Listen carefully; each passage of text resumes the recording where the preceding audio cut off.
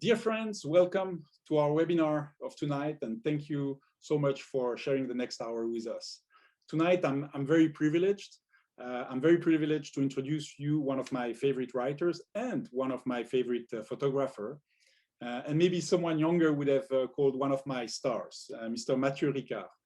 I first came across a book from Matthieu Ricard about 20 years ago, upon the insistence of my mother. At the time, I was a young atheist and having passionate discussions about gods and meaning of life and wisdom with my mother. And she told me, you should read this book, The Monk and the Philosopher. A father and son discuss the meaning of life. This book, which has an interesting dialogue between Matthieu Ricard and his father, certainly inspired me and opened my mind. But as you can see from my hairstyle, it didn't yet lead me to become a monk, at least until now. Matthieu Ricard is a Buddhist monk, he's a humanitarian, an author, scientist, and a photographer.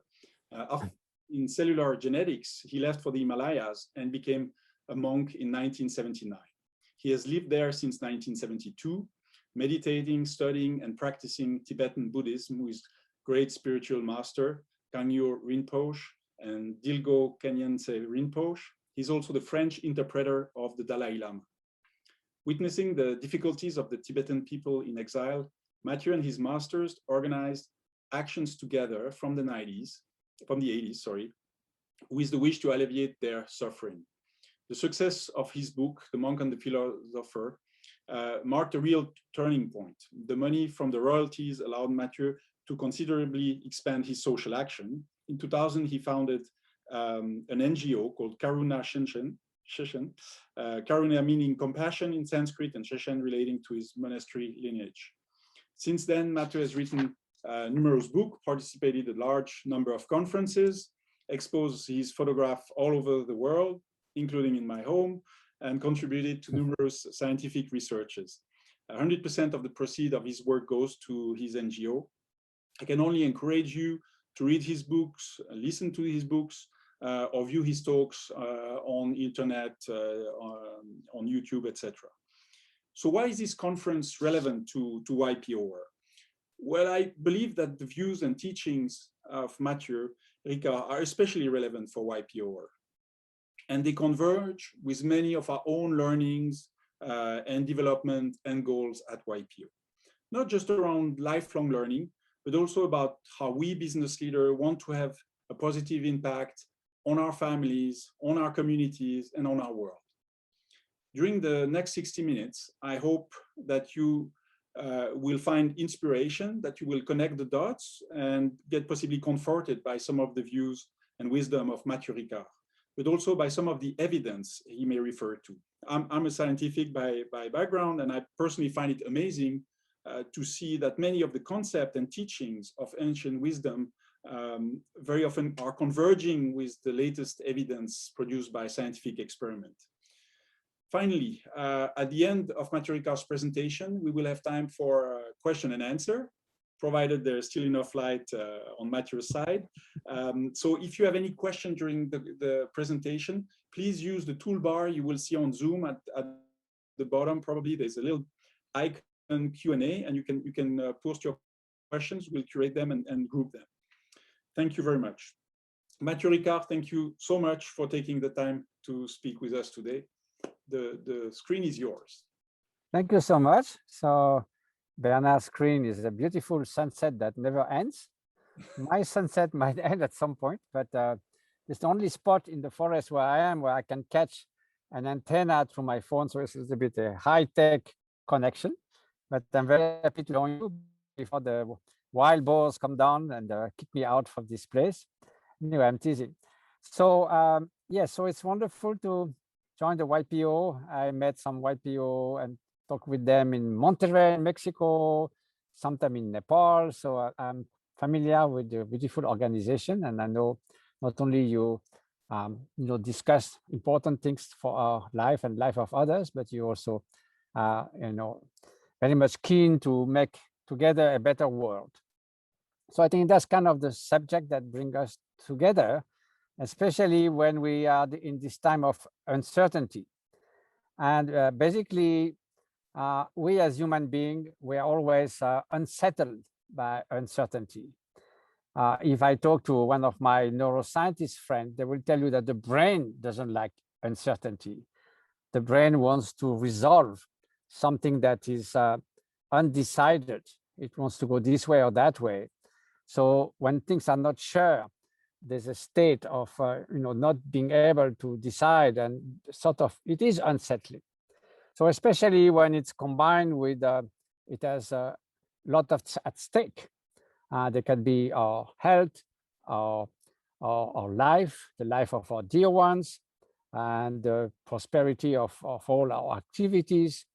But in fact, in a way, uncertainty is part of the very fabric of reality, because everything is impermanent, everything is bound to change. We see with the season, we see with us becoming older with times, and old age sort of gaining ground. So it is part of life. And at some point, we may think, well, maybe it's better to just take care of ourselves. It's sort of easier, in the little bubble of the self-centeredness. I have nothing against others' happiness or others, but it's not my job. And if everyone looks for their own well-being, look after themselves, then it's easier because you sort of divide the work. So that's kind of assumption is based on the idea that we are separate entities, a little bit like snooker balls, and that are completely self-sufficient, and sometimes they bounce onto each other, and that's kind of different kind of relation we have with each other. But basically, they are separate, autonomous, unitary. And so if that was the case, maybe that would work. But I think it's based on a sort of perception of reality that is not what reality is. We are absolutely deeply interdependent, interrelated, coexistent. And we can say that our happiness and suffering happens through and with others. There's no question about that. Over the last few centuries, since the age of enlightenment, there has been a strong emphasis on the voice of reason, probably because it was a reaction to the dogmatic attitude before. All the answers are in the Holy Scriptures. That's all you need. You don't have to ask questions. And the common good is what matters most, but we know how to achieve the common good. The same thing happened with the oppressive totalitarian system. As my late father, Jean-François Revel, used to say, totalitarian system will tell you, we know how to make you happy, just have to follow what we recommend. Of course, if you don't agree, we regretfully have to eliminate you. So that doesn't work. So the voice of reason and individualism, of course, has a good side. That an individual is not negotiable. We cannot sacrifice people for the so-called common good. And that also there is a need for respecting individual rights that gave rise to, and also the use of the reason was at the birth of the scientific development, to use reasoning to approach reality. But at some point, we fell a little bit in the trap of excessive emphasis on the voice of reason. And so that's in economics. You say there's famous declaration by some of the founder of modern economics, like Francis Edgeworth, said there's no place for altruism in economic system.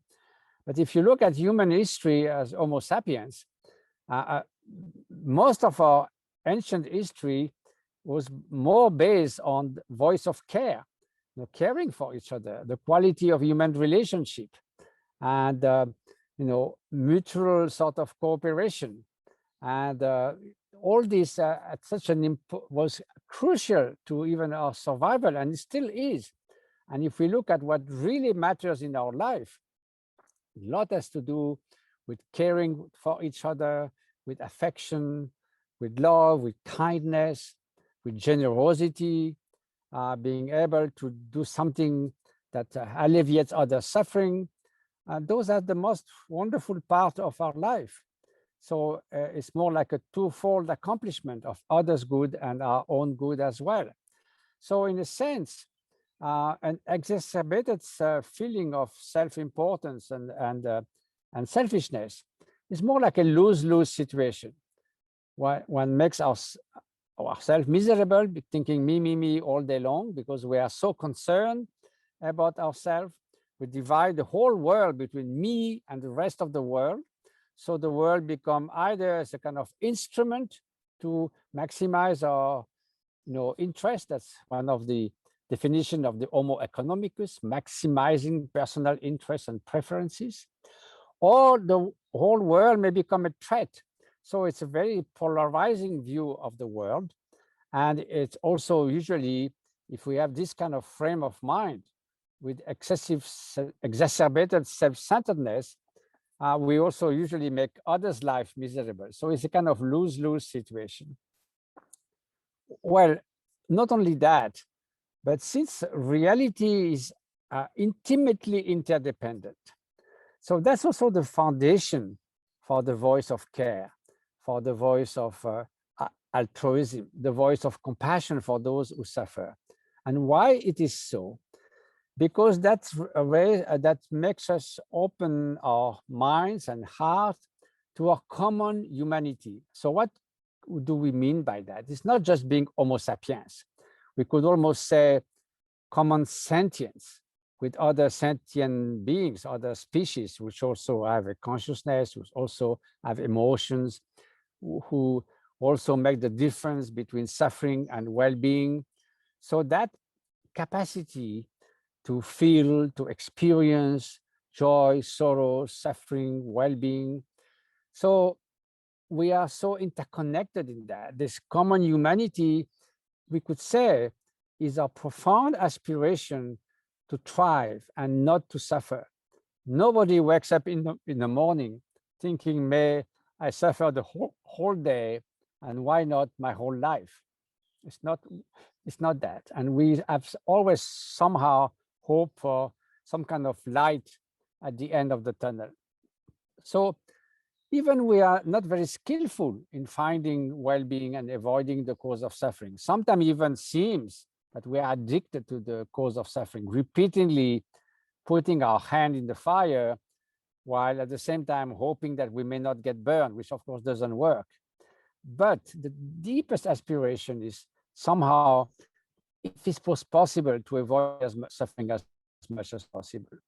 So that's common to all sentient beings. So we could, and on the base of that, if I care for my own happiness and to try as much as I can to avoid suffering.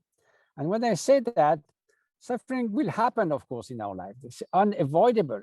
And when it happens, we can surely use it as a catalyst for change, as a catalyst to learn, sometimes as a catalyst to be more compassionate to others. So if we suffer of a sickness, to think of so many people who suffered in the same way. There are many parents who tragically lost a child to a rare disease and then to engage in supporting scientific research to find cures for that same disease. So it can open us to other horizons. It can, when we overcome an obstacle, it might be a source of growing also. This being said, suffering in itself is not desirable. It just happens, so we use it, but it's not desirable. So if we identify that as a common to thrive and not to suffer, we could say that if I am concerned with my own wish to, as much as possible, avoid to suffer, as much as possible to thrive, to sort of flourish, have a sense of fulfillment in our life. So it doesn't take rocket science to transport myself in others' mind. And even we are not always skillful, again, to avoid suffering and find happiness, but at least I can see that it's the same aspiration in others. So if I have this aspiration in myself, then I will get concerned with achieving that goal. How can I avoid as much as possible suffering? How can I progress to some kind of fulfillment, sense of satisfaction in my life. That if I look at the 20 years back and the years I still have to live, that was year that were worth living on many aspects. I mean, where I cultivated very warm-hearted, positive relationship with others, something that I can say, whoa, that was well done. That was worth experiencing all that. That's a life that I'm fortunate to have lived. So that's the kind of feeling we want to have as we grow older and possibly at the time of death. Oh, I had a good life because both for others and for myself. So it's so wonderful if we can just die with mind in peace, having no regret, having think that we contributed something also to society, to others. So in a way, if I'm concerned by that for myself, then I can start thinking how to implement that. And we'll find that there are things that I should accomplish, some which I should avoid it. So that becomes more natural. Now, how this feeling of common humanity and interdependence leads to altruism, compassion, consideration of others, caring for others. So we just have to see, okay, I value that aspiration in myself. I'm concerned with it. I try to achieve it. So if I see that that aspiration is present in others' mind, in others' heart, so I should also value that. I should be concerned by that. So then instead of trying to see what I should accomplish or avoid for myself, I start to think, okay, what are the action, the words, the way of thinking, the attitude I could adopt that will contribute to alleviate other suffering, that will bring them some well-being. So actually, this is almost the definition of ethics. The action that will further others' well-being are desirable, and those which bring suffering upon others, they are undesirable or unethical. So in a way, this aspiration of compassion blends very well with a healthy understanding of ethics, not as big moral principles which are grave in stone or with burning letters in the sky like good and bad, but what sort of suffering or happiness my action, my words, short-term and long-term, will bring to others, to the smaller or the greater number. So if we investigate in this way, then we will be bound to act in ethical way. So that's in a way, this consideration of others is what we call altruism.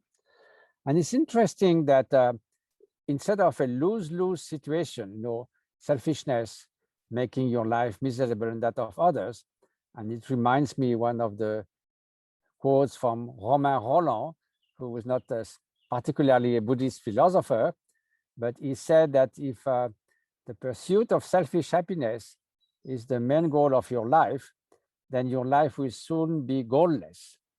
So it's a lose-lose situation. But it turns out that altruism is a win-win situation. Because you are benevolent, because you care for others, then of course you are more likely to make them happy. And it turns out also that as a bonus, this is also the most gratifying state of mind, to be generous, to be open to others, to not to exclude anyone from our heart, to be kind with someone, to have a tendency to trust someone unless proven wrong. So to make wishes, it would be great if everyone was happy and free from suffering. Why should I limit that?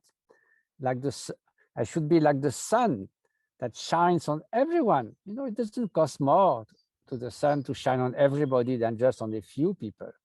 And if actually the sun decided, okay, I'm only going to shine on my dear friends, my close relatives, those who treat me well, maybe those few rays of sun, very narrow, will give less light, less warm.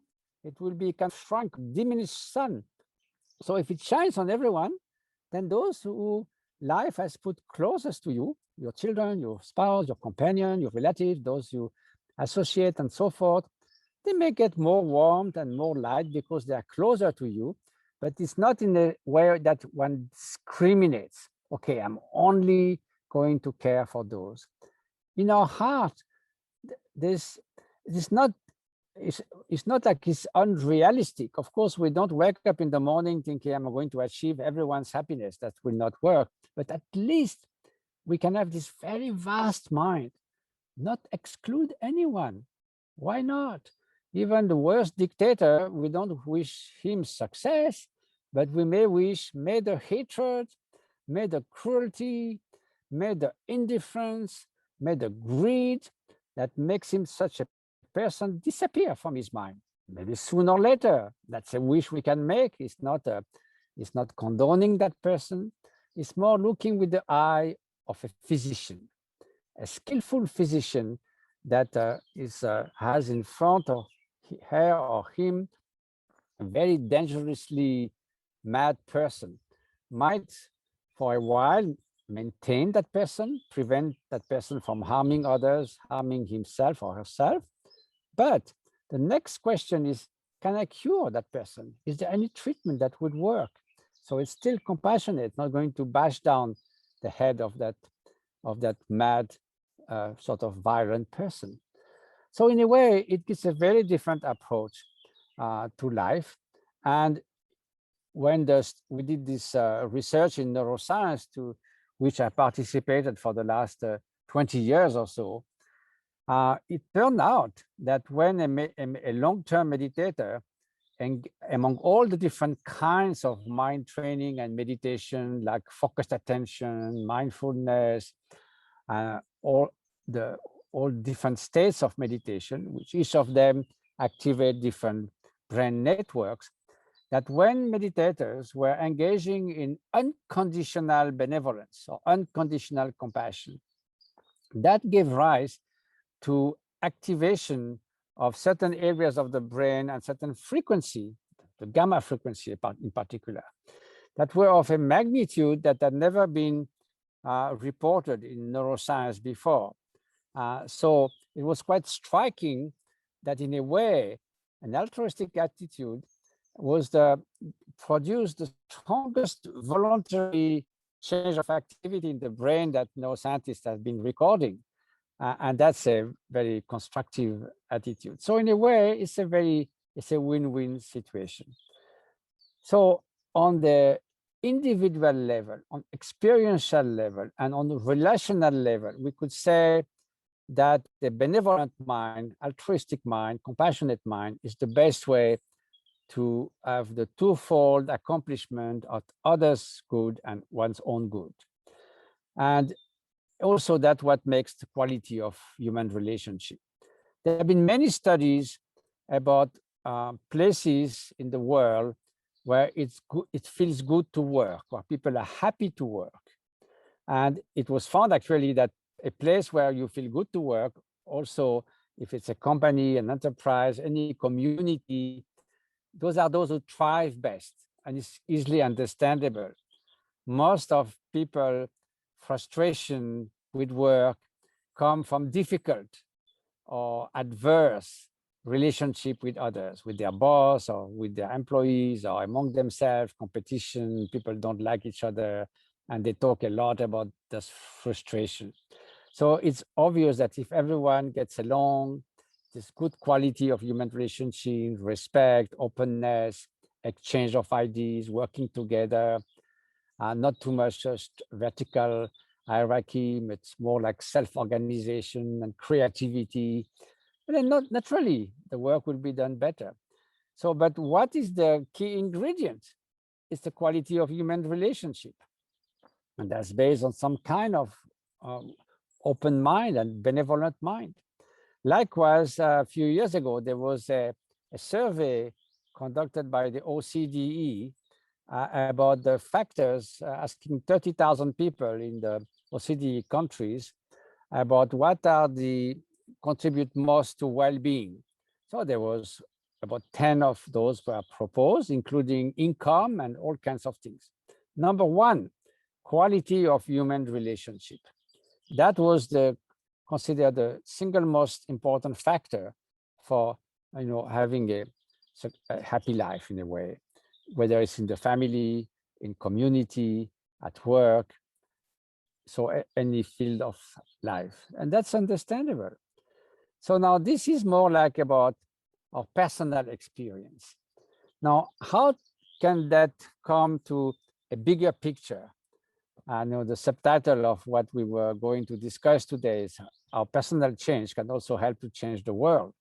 And that's the only way, because if we don't change, how could the world change? If you make a big flower bed in your garden, it's even if all the flowers are kind of half sort of dried, you can't say by putting many of them it's going to look good. If every flower is fresh and nice, then it will look a beautiful garden. So in a way, when there's a critical mass of people who are sort of well inclined toward each other, then we'll have a more harmonious society. So in a way, it all depends also. It starts with individual change. And then when enough people change with a new idea, a new attitude toward each other, or a new culture, when there's a tipping point, then culture can change. So, but why at the bigger level, the idea of having more consideration for others, of taking more in account of common humanity, our aspiration to thrive and avoid suffering, why compassion and altruism has an importance?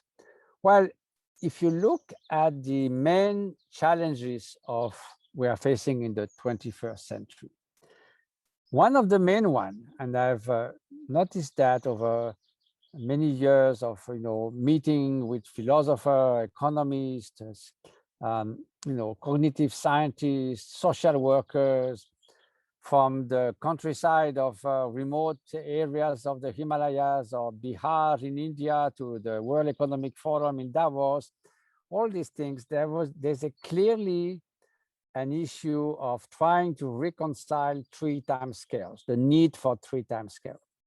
There's the short term. So the short term could be for an African mother to feed her children in the next few days. And that's all that matters. Speak about the environment in 20 years. I mean, she just cannot think in this way. Or,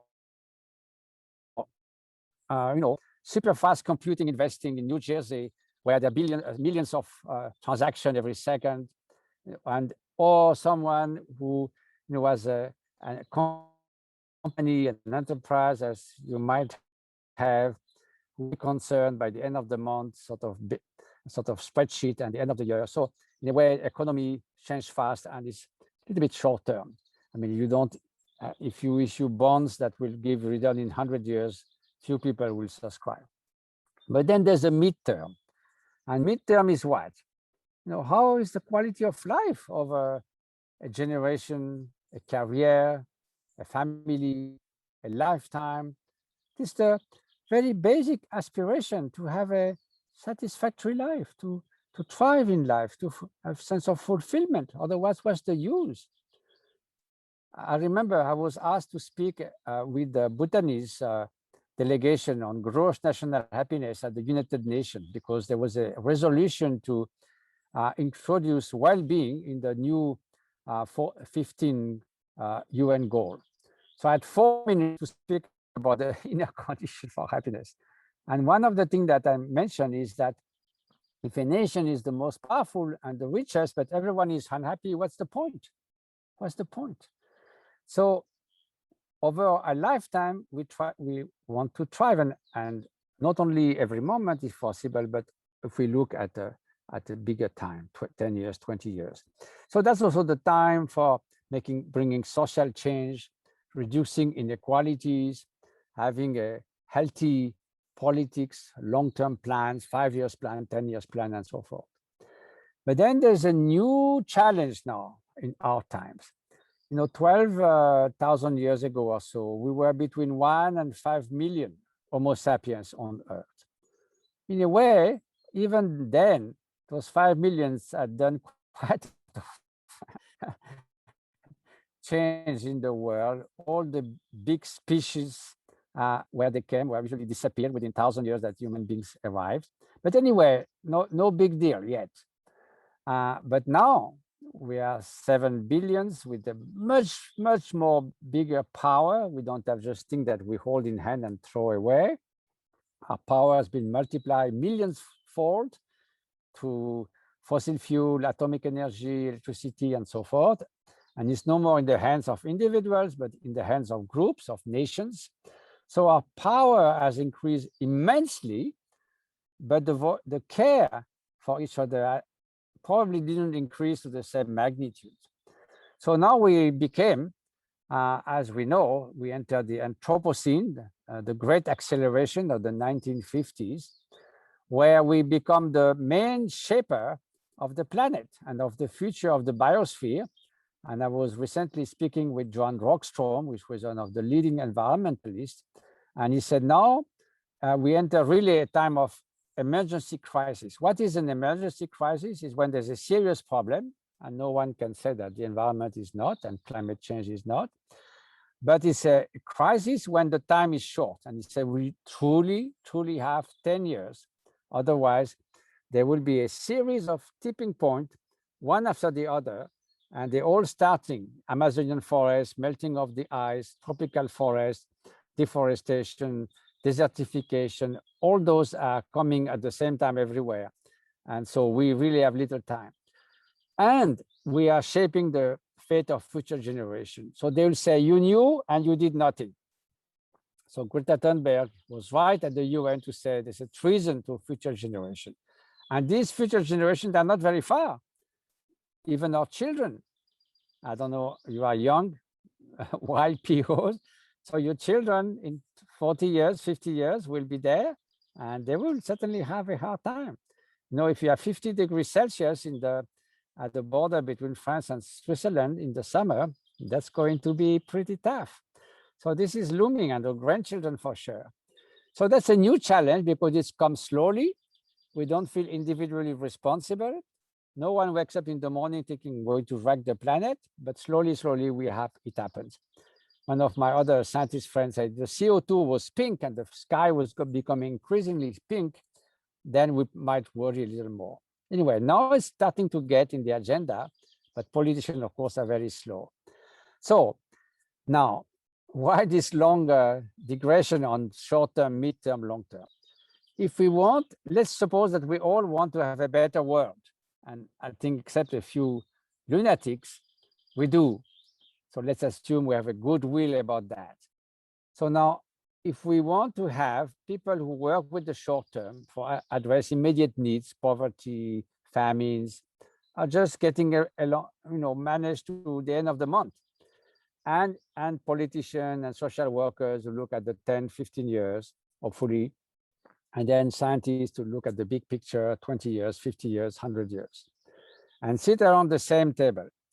It's like a schizophrenic dialogue. They're not speaking the same language. So we need a unifying concept. And selfishness is definitely not going to do the job. I heard an American billionaire, well, I can probably say his name now, it's not many years ago, Stephen Forbes, saying on Fox News about the rise of the ocean. He says, I find absurd to change our behavior now for something that will happen in 100 years. Well, that's my favorite Marxist, which is Groucho Marx, said the same thing. He said, why should I care for future generation? What did they do for me? Of course, he was a comic, and the other guys was not, unfortunately. So that's the question. So selfishness will not do the job. If we don't care about future generation, if we don't care about poverty in the midst of plenty, then, we probably manage. I mean, I'm 75, so I will not see definitely the worst of the environment crisis. So then there's no problem. Why should I bother? But if we care, then we can. So in a way, the single concept that really sort of link those three timescales is having more consideration for others. If you have more consideration for others, you will have a caring economics, where economics is at the service of society and not society at the service of economics. And just a few days ago, I was talking with Dennis Snower, who is emeritus professor of the Kiel Institute for Economics and one of the main advisors of the G20. And he is the one who, speak of the voice of care, doing things that the voice of reason cannot do. Voice of reason cannot address poverty in the midst of plenty and the common goods, the quality of the air, of the ocean, of democracy, of science. We have to step out of maximizing personal interest. So there will be a caring economics, there will be more social justice, will reduce inequalities. In the midterm, we'll create conditions so that people can thrive and not have to worry too much. So uncertainty is there, but we provide somewhere a safety net that people can live their life and fulfill their deepest aspiration. And if we have more consideration for the future generation, that we are not going to sort of wreck the earth that we will leave for them. Otherwise, it's like we give on our will our house to our grandchildren, but just before we die, we burn it out. So that will not be so nice. So it turns out that, having more consideration for others, which is altruism, which is taking the measure of our common humanity, our common aspiration to thrive, is no more a kind of utopian idea, a kind of luxury that we can afford at a time where everything goes fine, but it is the most pragmatic answer to solve the problems of the world together. And I've even heard environmentalists say, in the end, it is a question of altruism versus selfishness. If we don't care for future generations, today there's no environmental problem, we won't be there. So that's, I think, something so crucial and important to understand. It leads to a win-win situation. It's a positive motivation. It's not of course, there's a possible catastrophic scenario.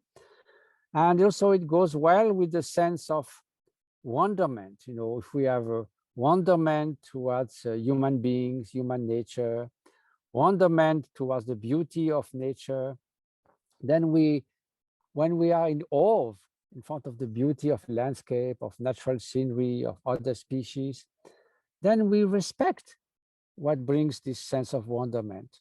We want to care for it, and we act to protect it. So all those are very constructive way of approaching this. And we know very well that to change people's behavior, it's better to inspire them than to threaten them or to cause fear. Because fear, we tend to sort of close upon ourselves so that we protect us, at least ourselves, the best we can.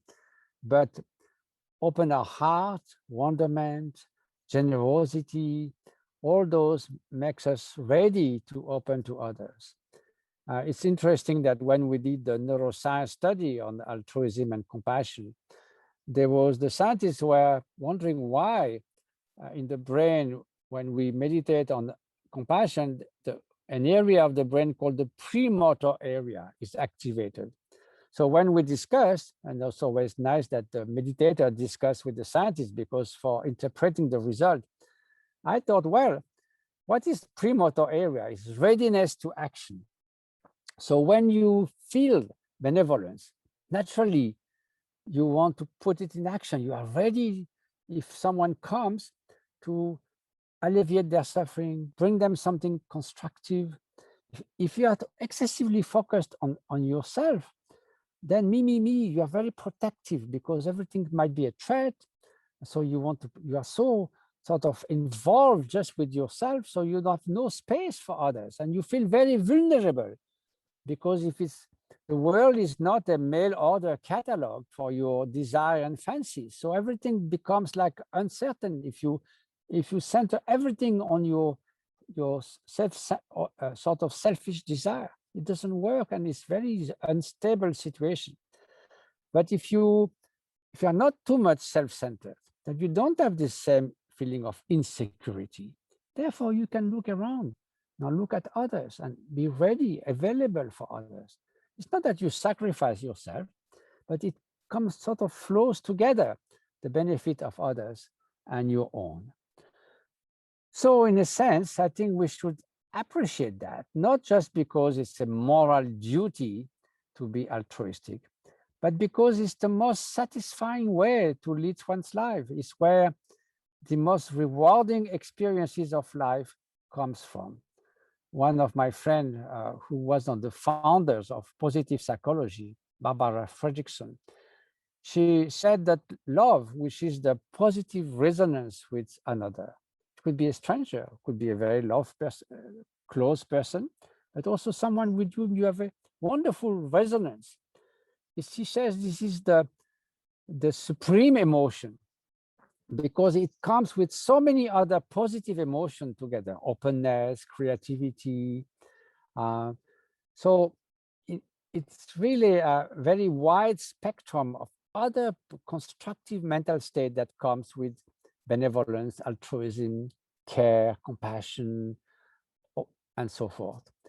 So that is why, in a way, I felt that it's one of the key components that brings well-being and happiness. Happiness is not just one thing with a big H. There's no happiness center in the brain, but happiness, basically, or say well-being, is a result. It's a way of being that results from having brought to an optimal state different fundamental human qualities, like inner emotional balance, inner freedom, that you are not the slave of your own thoughts, automatic thinking, resilience, inner strength, inner peace, but among all, altruistic love, compassion. Those qualities, neuroscience as well as meditation and contemplative science since more than 2,000 years show that they are plastic. We were not born knowing how to read and write. You all went to education, to professional training.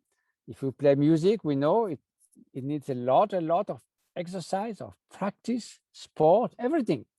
All those skills came through training, to learning, to cultivating, to practice again and again. So by what kind of mystery those fundamental human quality, like, again, inner strength, inner peace, altruism, compassion, would be at the best, at the most optimal state without doing anything, just like that, poof.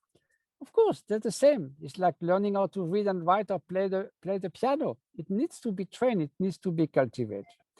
And the study in neuroscience have shown that meditators who do, practice, even long-term meditators, there are big change, structural change, and functional change. But even after a month of mind training, you can start to see a change in the brain of people who have done, say, 10, 20 minutes a day of focused attention or loving kindness meditation or compassion meditation.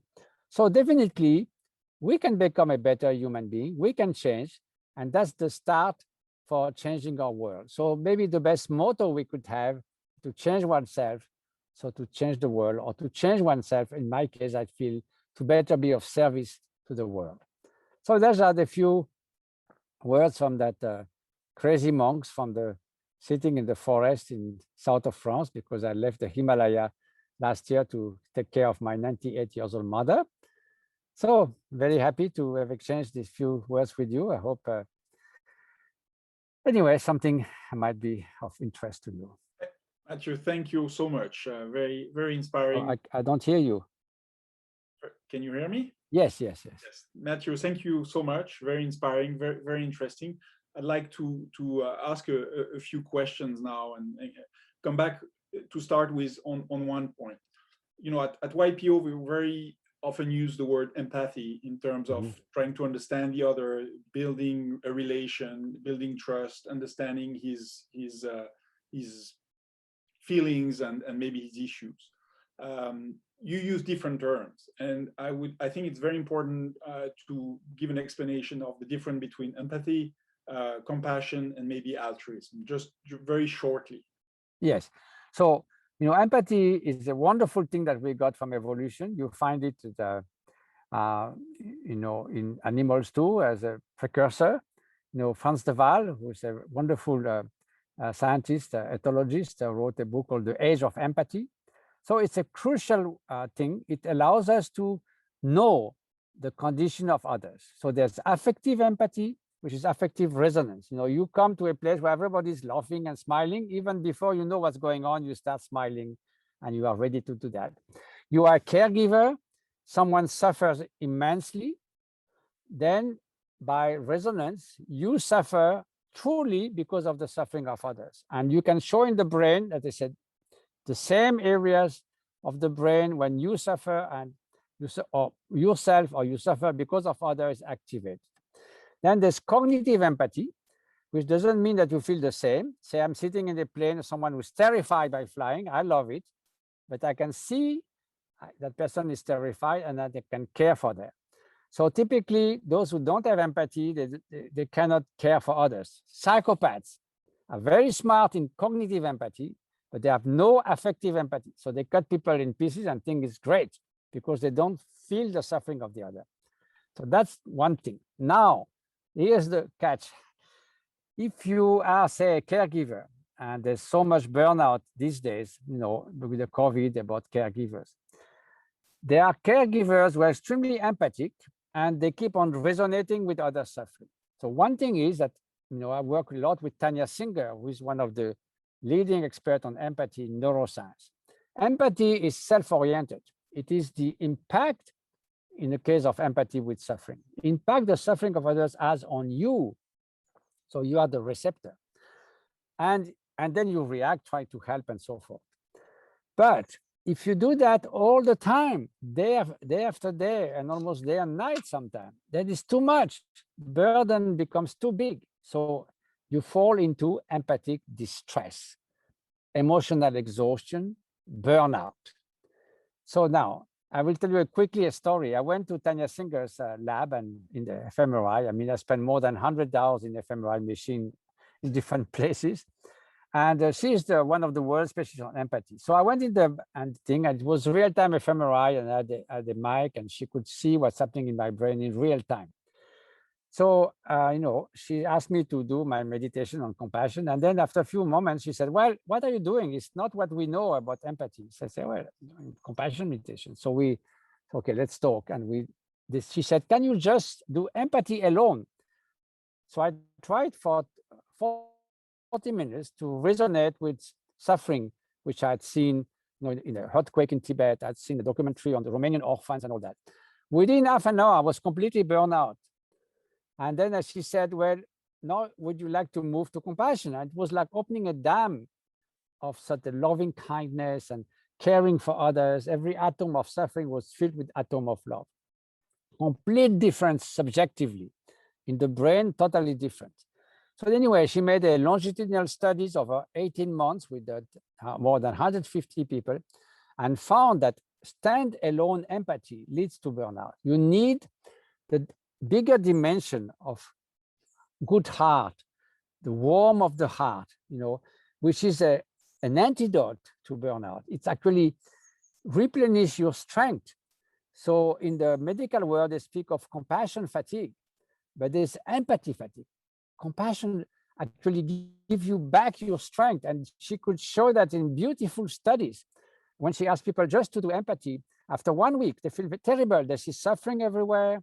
And then when she add the compassion component, then suddenly this feels kind of relief. So this is very important.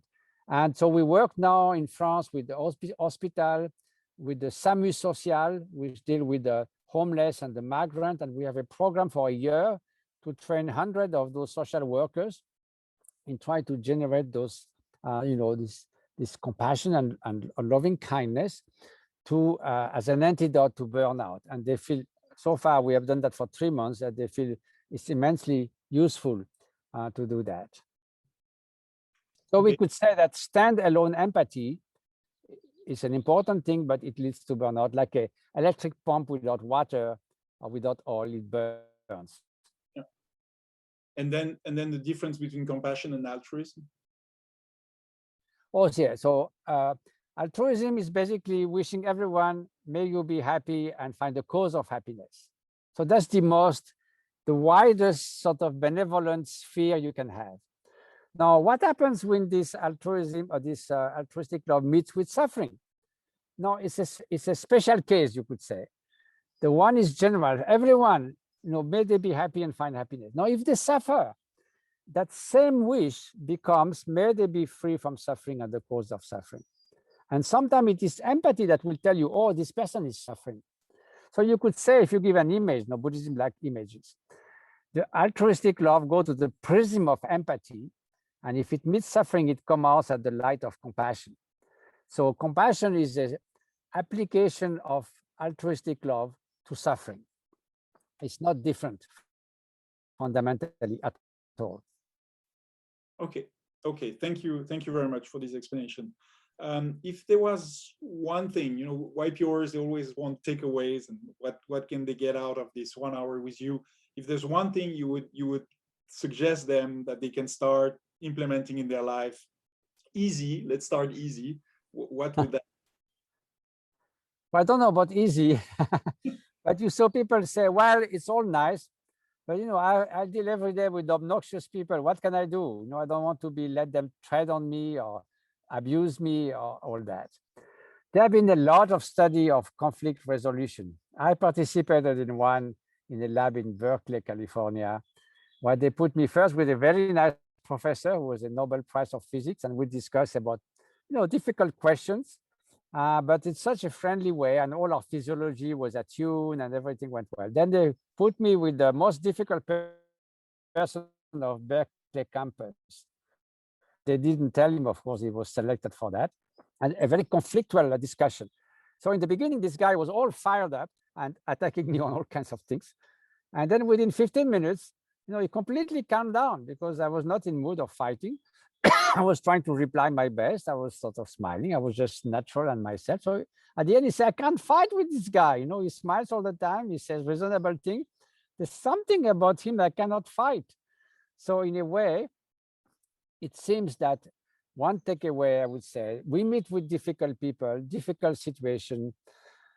But if we sort of tune in, say, in an escalation of, conflict, it always ends up in not a very good place. And everybody is losing, even though you are right.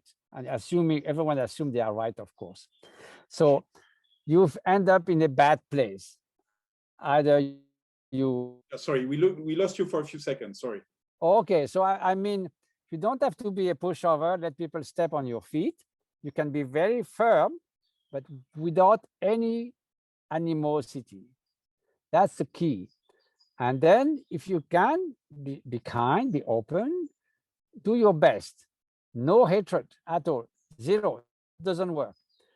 No resentment, just try to mutually sort of dialogue.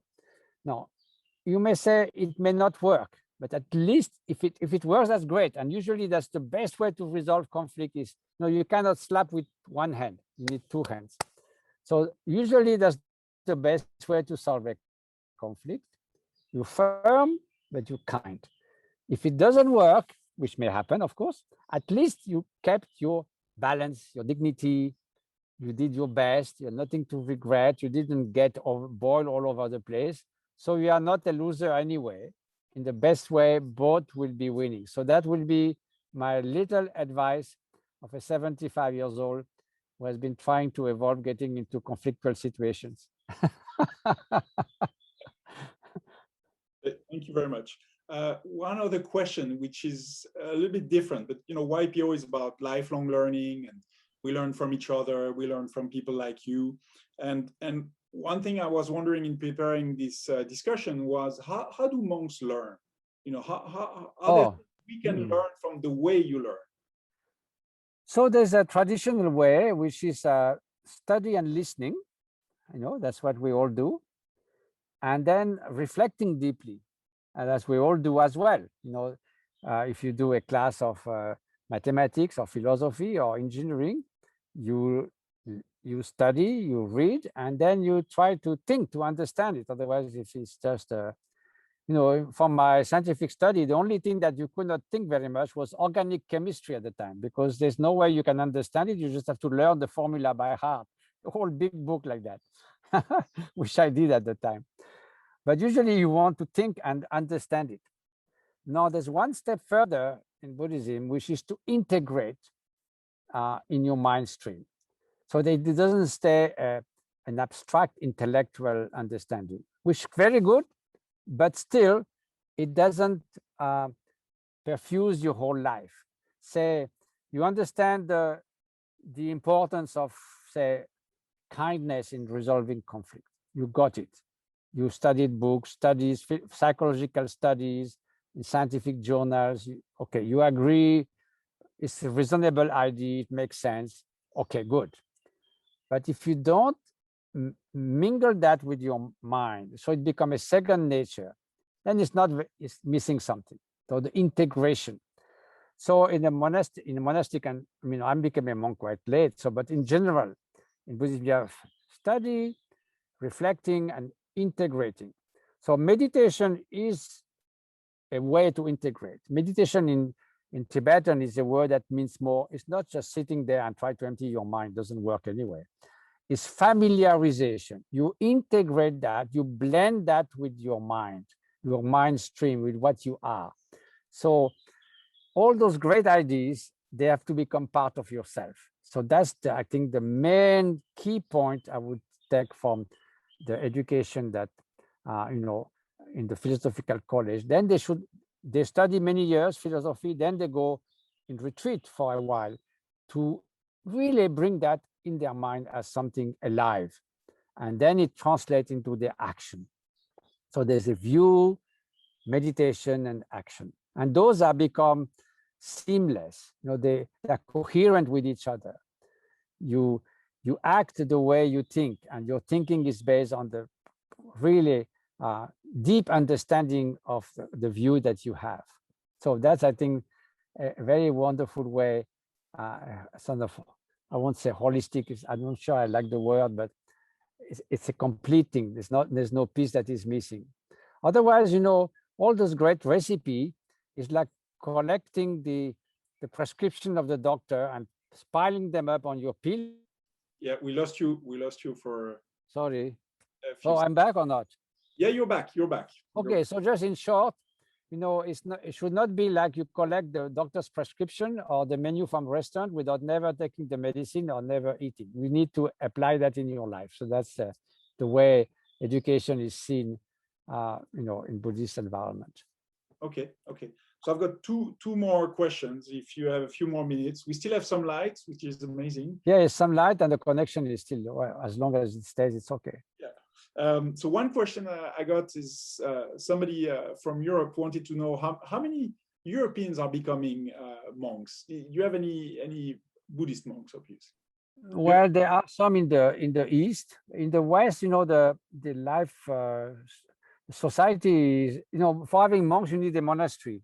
An isolated monk doesn't last very long because, he's exposed to all kinds of things which are not monastic life.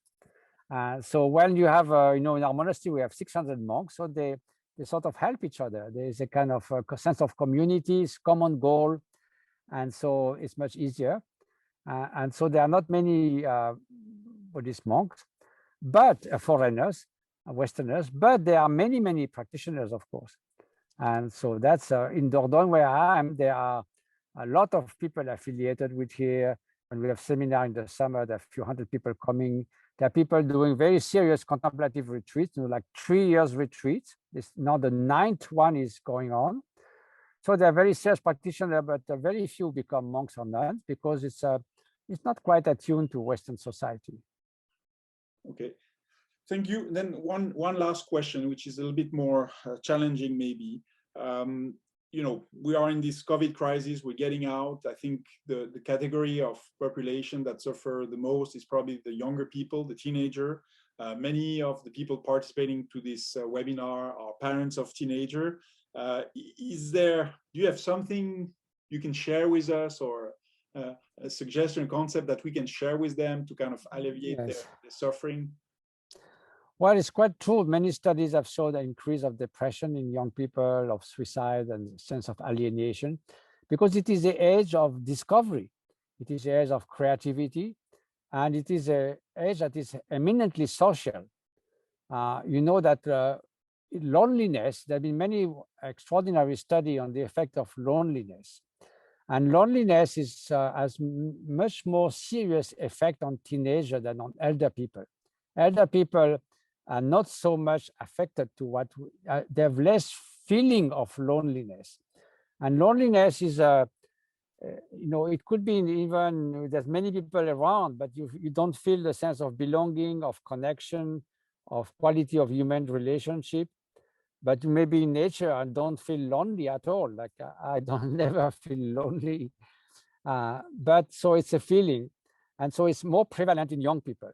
So when they need this sense of belonging, of social connection. It's so important for human beings. So on top of that, the fact they are more susceptible to feeling of loneliness. And, you know, in a study in America that showed that a third of Americans felt some kind of loneliness within last 15 days in general. So even more at the time of confinement. So if you take a young people that is more vulnerable to loneliness, and on top of that, they have confinement, they cannot meet their peers and so forth. So it's quite difficult, and they see their studies are impacted. They are trying to start a career or something. So it is difficult. So I think that's where exactly our sense of common humanity should come up. And there have been interesting studies. I have a friend who is a Danish scientist who interviewed 1,600 people all over the world, 15 different nations, about their experience in confinement.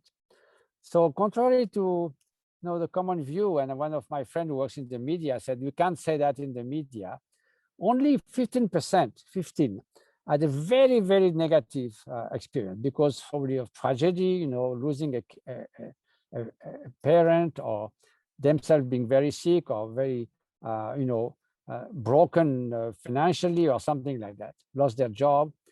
But half of them had a constructive experience because they felt more close to dear ones, they have more time, sense of connection with, if they are in nature, with nature. So many people took something positive out of it. And one interesting thing is when they did a semantic analysis of their report, the interview, there was a much greater use of we and us than usually compared to I and me, than normal sample of interview other times. So, I think one of the answer is to really take the value of our common humanity and try to help. In England, at the beginning of the confinement last year, the very beginning of the COVID, there was a website set by the government that you could volunteer to take elder people to the hospital or to bring them food at night. 1 million people volunteered within a few days.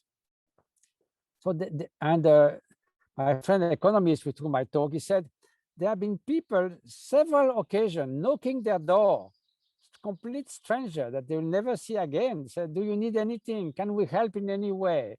He said that was really heartwarming, and somehow the sense of empowerment in those people.